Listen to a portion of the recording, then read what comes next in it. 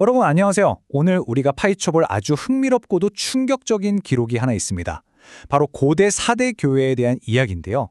겉보기에는 완벽한 초대형 교회 같았지만 속은 완전히 죽어 있었다고 평가받은 곳입니다.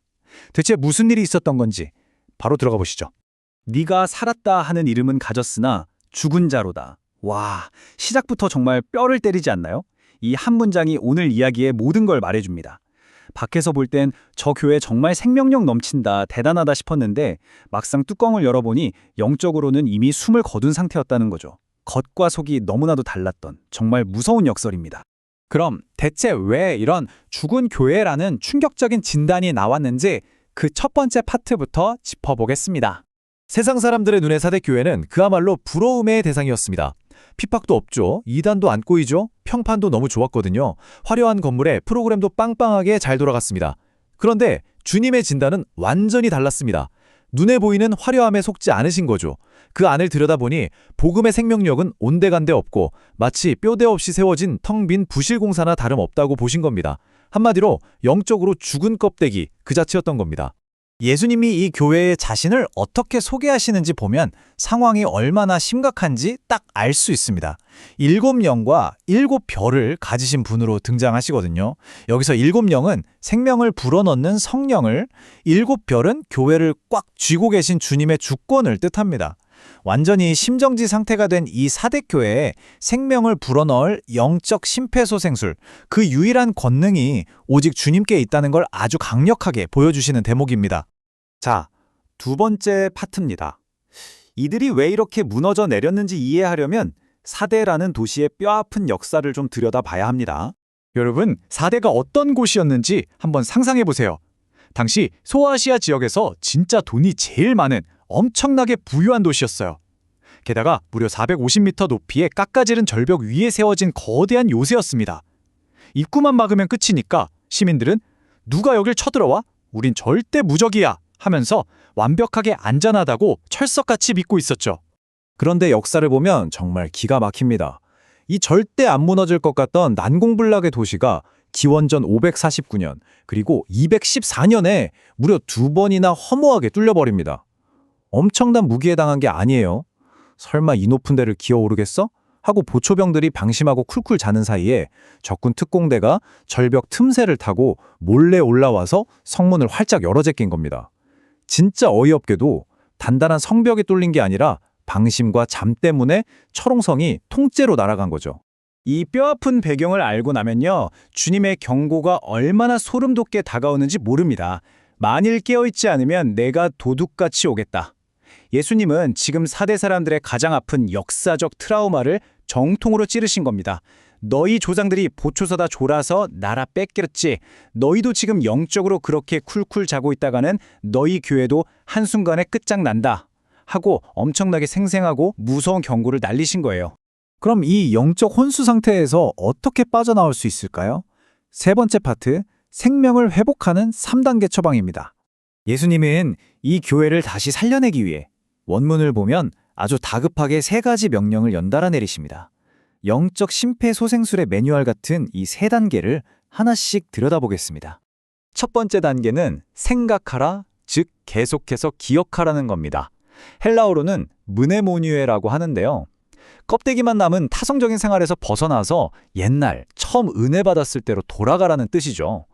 복음을 처음 듣고 가슴 뛰었던 그 순수함, 그 뜨거운 열정을 그냥 한번 추억하고 마는 게 아니라 매일매일 머릿속에 계속 되살려내라는 강력한 주문입니다.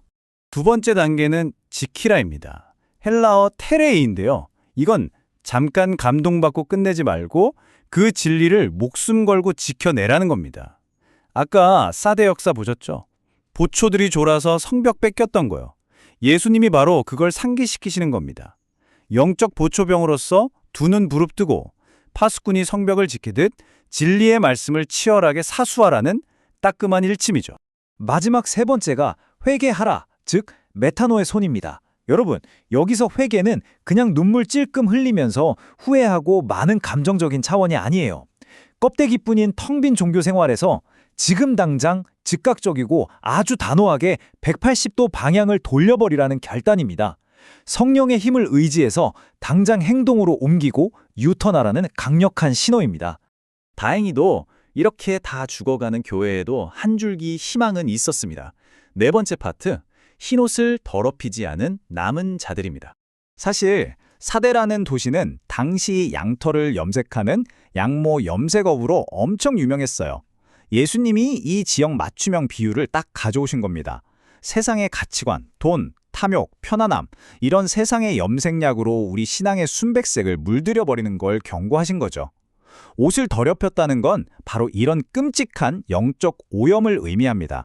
이 극명한 차이를 한번 보세요.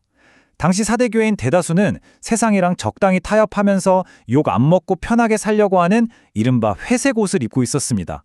적당히 물들어버린 거죠.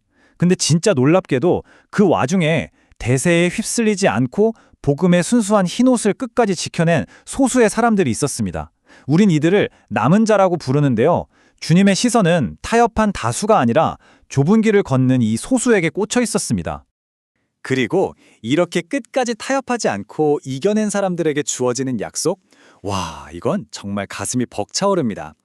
로마 개선 장군들처럼 승리와 순결을 상징하는 흰옷을 쫙 입혀주시고요.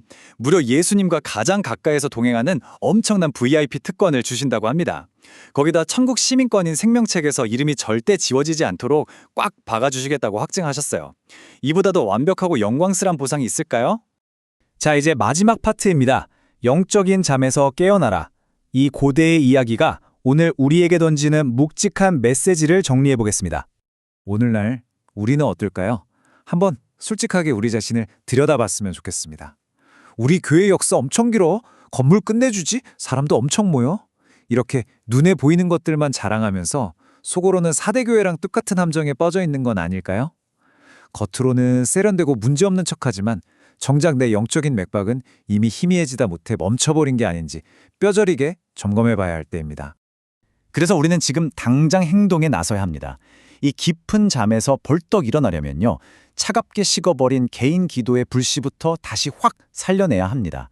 알맹이도 없는 형식적인 종교 연극, 당장 멈춰야 하고요. 하나님을 진짜 만났을 때 그 벅찬 감격과 경외함을 회복해야만 합니다. 세상 눈치 보면서 적당히 묻어가는 다수가 아니라 진짜 복음의 본질을 꽉 붙잡고 가는 소수의 남은 자로 우리 삶을 살아내야 합니다. 마지막으로 여러분의 마음을 찌를 도발적인 질문을 하나 던지고 싶습니다. 여러분의 신앙은 지금 진짜로 살아 숨쉬고 있습니까? 아니면 예전엔 나도 뜨거웠지 하면서 그 찬란했던 과거의 영광이라는 그림자 밑에서 쿨쿨 잠들어 있습니까?